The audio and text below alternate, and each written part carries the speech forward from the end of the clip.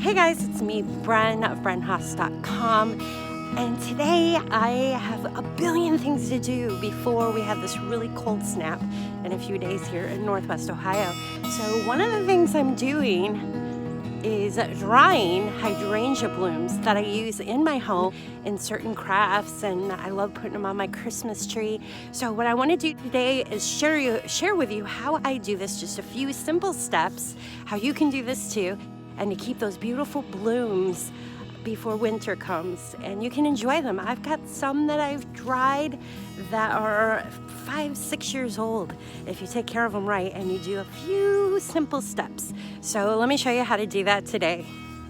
Just look at this beautiful row of limelight hydrangeas. They stand about 10 feet tall, mostly because I pruned them back a bit in way early spring.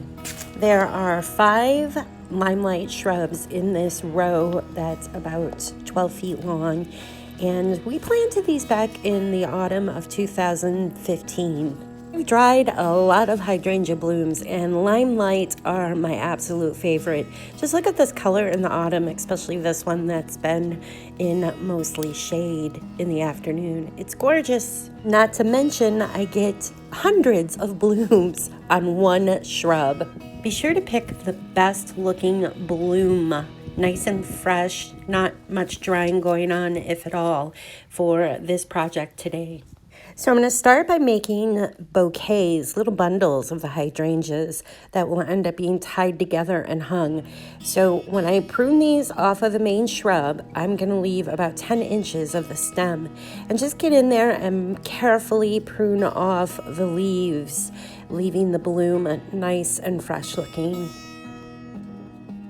Once the bloom stem is ready to go, I'm going to carefully place it in this container here. That's going to hold my bundle together. This is a great project to do with a little helper. Unfortunately, Kink cannot help me today. So I'm going to put that bouquet in this container just so I can use it to easily tie the twine around it. I'm going to use some of my garden twine. You can use yarn or string, whatever's going to hold this together very well. I cut pieces about 10 inches long and have them ready to go. Wrap it around the main end of the bloom carefully and tie a knot. There, I actually did a double knot just to be on the safe side. Make sure it's nice and tight, because as they dry, they have a tendency to get a little thinner and they can fall through that knot. Then I'm going to pull the string about 6 inches and tie another knot, just like this. So this part, this little loop I made, is going to be used to hang the bouquet of hydrangeas easily. So you're going to want to pick a cool, dry, low light location to hang these bundles. See this one here? This is actually 2 years old. It turned a nice white, creamy color.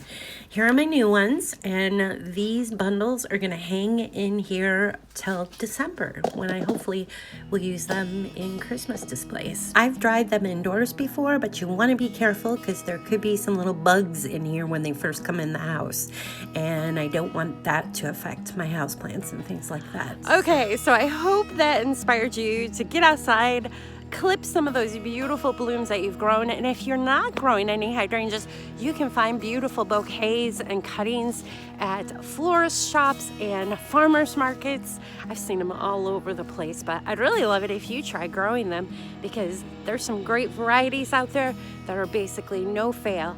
And all right, well, I'm gonna go ahead and sign out. I hope you'll check out my website at BrenHaas.com. Be sure to comment on there, let me know what you think, and subscribe to my newsletter.